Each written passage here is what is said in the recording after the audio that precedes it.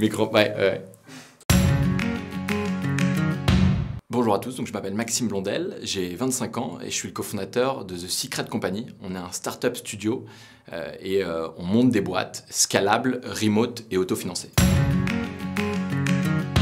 J'ai découvert un jour le luxe que c'était d'avoir des idées et de pouvoir les exécuter, les rendre réelles. Et j'ai adoré jouer à ce jeu. Et depuis, ça ne m'a pas quitté. Et maintenant, j'essaye de le faire avec d'autres gens sur plein de secteurs différents, d'essayer d'être toujours un peu plus ambitieux chaque mois, chaque année. Et je pense que c'est vraiment ça, au final. C'est un travail un peu d'artiste. J'aurais rêvé d'être une rockstar si j'avais pas fait ce que je fais aujourd'hui. C'est aussi le jeu de créer des aventures humaines avec des hauts et des bas. Mais je pense que c'est vraiment prendre ce qu'il y a dans ta tête et arriver à le rendre le plus réel possible et le plus fidèle à ce qui est dans ta tête en fait. Alors j'ai échoué pas mal de fois. C'est peut-être ce qui est dur dans l'entrepreneuriat, c'est que tu échoues beaucoup plus que tu ne réussis. Mais c'est en fait là où tu apprends. Et tout le sujet en fait est de pas trop regarder ces échecs-là et de passer très très vite à la suite. On déteste échouer, faut pas échouer. Mais j'ai dû échouer pas mal de fois. J'ai planté, après avoir terminé mes études, que j'ai arrêté un peu rapidement, j'ai monté une boîte avec 3 amis. On a fait ça pendant 11 mois, on a fait toutes les erreurs du monde. Et ça a été en fait une super école entrepreneuriale parce que tous les murs qu'on pouvait se prendre et tout ce qu'il fallait pas faire, on l'a fait. Donc, derrière, j'ai tiré un peu les conséquences de cet échec et les boîtes suivantes à chaque fois étaient un peu mieux. Et aujourd'hui, je joue un jeu qui me passionne, qui est d'avoir des idées, de monter ces boîtes et d'essayer de trouver ce qu'on appelle ces product market fit et cette traction. Et une fois qu'on a cette product market fit et cette traction, de trouver des gens pour reprendre ces produits, des gens talentueux qui vont devenir en fait les cofondateurs des projets qu'on lance avec The Secret Company. Un des très bons conseils qu'un entrepreneur plus expérimenté que moi m'a donné récemment, c'est que dans la vie, il y a 5 choses.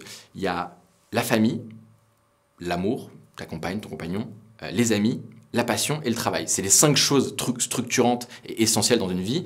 Et quand tu es entrepreneur, quand tu as un projet, j'aime bien le voir un peu comme une classe préparatoire. Tu dois être prêt à donner 2 ans de ta vie, à les sacrifier, à bosser, je pense, plus que la moyenne des gens. Et un très bon conseil qu'on m'a donné, c'est que sur ces 5 choses, c'est très très dur. Mais il faut se concentrer sur 2 et un peu éluder les autres, même s'il ne faut pas complètement les éluder, ce ne serait pas du tout sain. Mais il faut vraiment arriver à faire cette introspection personnelle et se concentrer sur ces 2 choses. Et moi, c'est un conseil qui m'a énormément aidé à me focus et en fait à accepter que tu ne pouvais pas tout faire, que les journées n'étaient pas extensibles.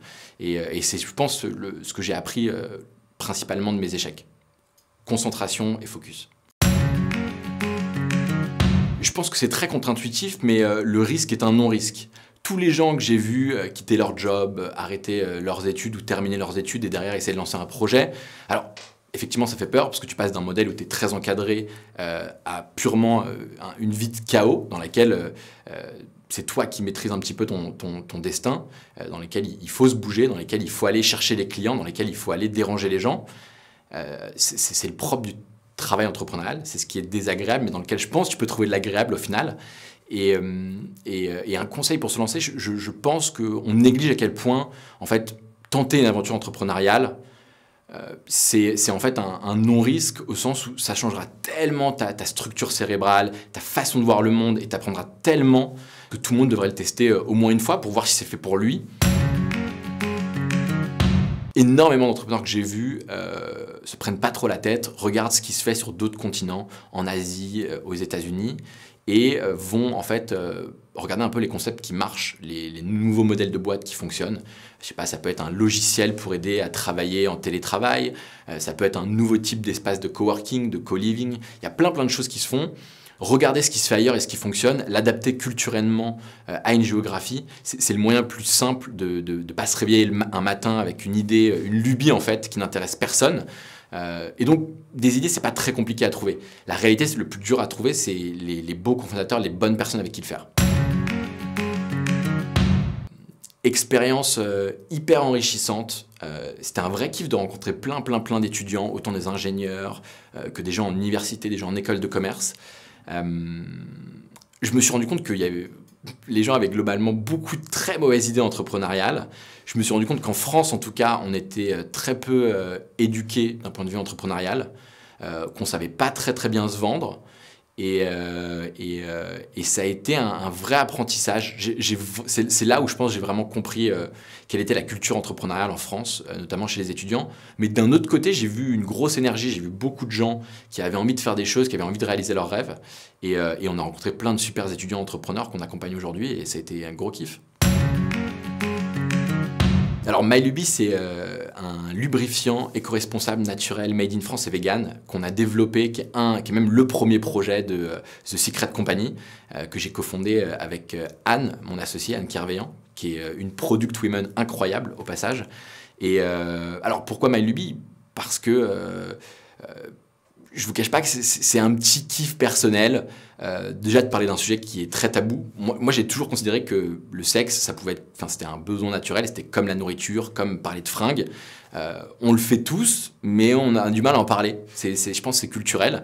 Et j'adore ce sujet d'aller sur LinkedIn et de faire des posts qui parlent de sexe, qui parlent de lubrifiant. Essayer un peu de brusquer les gens parce que je pense que c'est une belle mission. Les gens ne le savent pas non plus, mais la majorité des lubrifiants sur le marché sont produits en Thaïlande, ont des compositions qui ne sont pas hyper clean. Et donc on a voulu réinventer ça. On a fait 6 mois de recherche et développement avec un labo français et un pharmacien. Et après, plus à titre personnel, c'est un vrai kiff de me dire que je vends un produit qui, quand moi je dors, des gens font l'amour, se procurent du plaisir. Et donc je trouve que c'est juste une belle mission de vie et ça me plaît beaucoup, pour être honnête. Là, en ce moment, il y a 2 projets qu'on accompagne depuis plus récemment qui m'enthousiasment particulièrement. Il y a Télescope, télescope.fr, qui est un média d'orientation étudiante.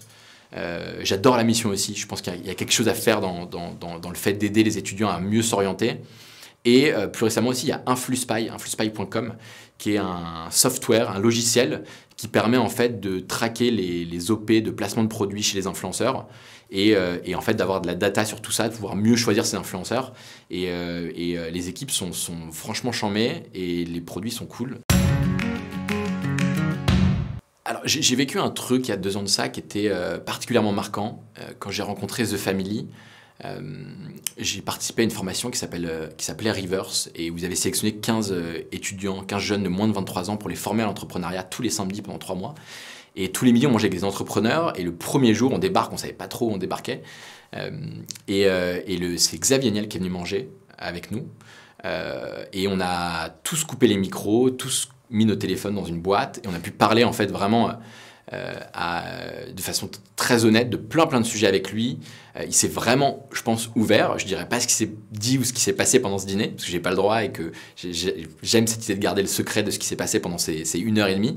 Et ça a été incroyable de voir un entrepreneur de cette envergure qui a fait autant de belles boîtes, un peu enlever la carapace et se livrer vraiment à cœur ouvert avec des gens qui avaient 18, 19 ans, quoi.